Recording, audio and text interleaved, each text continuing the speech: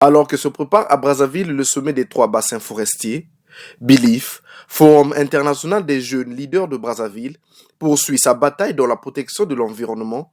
C'est le planting de 1250 acacias qui a été choisi par ces jeunes venus de tous les horizons, comme pour soutenir les efforts du gouvernement congolais et de donner un signal fort que la jeunesse congolaise, elle aussi, s'intéresse bien aux questions liées à l'environnement. Nous les jeunes, on a voulu là marquer notre empreinte, envoyer un signal fort aux dirigeants du monde entier que le changement climatique, l'environnement, c'est d'abord aussi une question de jeunesse.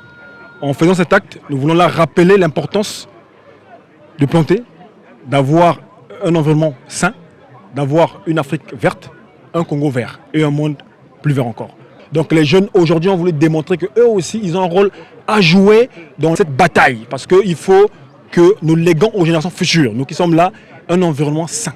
Pour ces jeunes, l'environnement doit être préservé pour le bien de tous. Il y a les actes qui sont très forts. Le monde a besoin de poumons comme le bassin du Congo l'est et il faut que le bassin du Congo demeure ce poumon-là. Et pour pouvoir le faire, il faudrait que la biodiversité soit maintenue et pourquoi pas enrichie. Cette initiative nous permet de reconnaître la nature et de la réinstaurer sur notre planète, lutter contre les réchauffements climatiques. Cela nous permet de mieux vivre dans des conditions climatiques normales. Et le coordonnateur des agences du système des Nations Unies, Chris Mburu, a quant à lui salué la participation des jeunes à ce fléau de dérèglement climatique qui mérite une attention particulière. Je vois que la jeunesse prend sa place.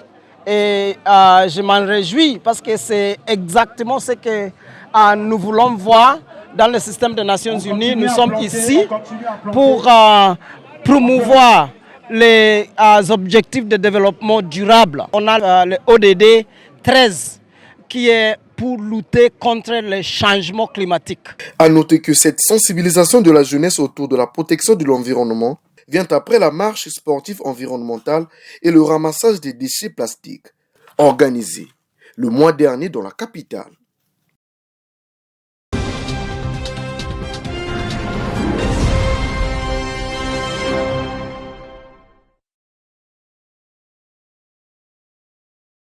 Les enseignants bénévoles du département de la Cuvette à l'école du savoir. Ils vont devoir appréhender durant 10 jours le maniement de l'APS et la rédaction du rapport journalier.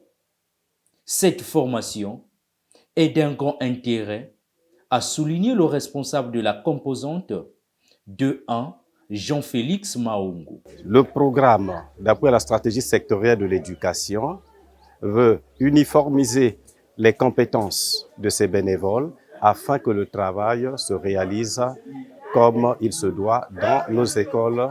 Du côté des formateurs, cette formation va aider les enseignants bénévoles à améliorer leur modèle de travail.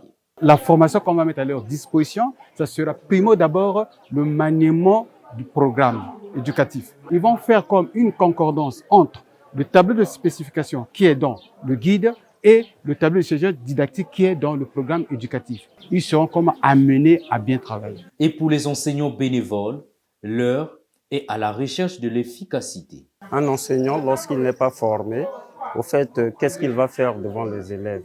Donc ça a été une bonne initiative. Au total, 100 enseignants bénévoles bénéficient de cette formation.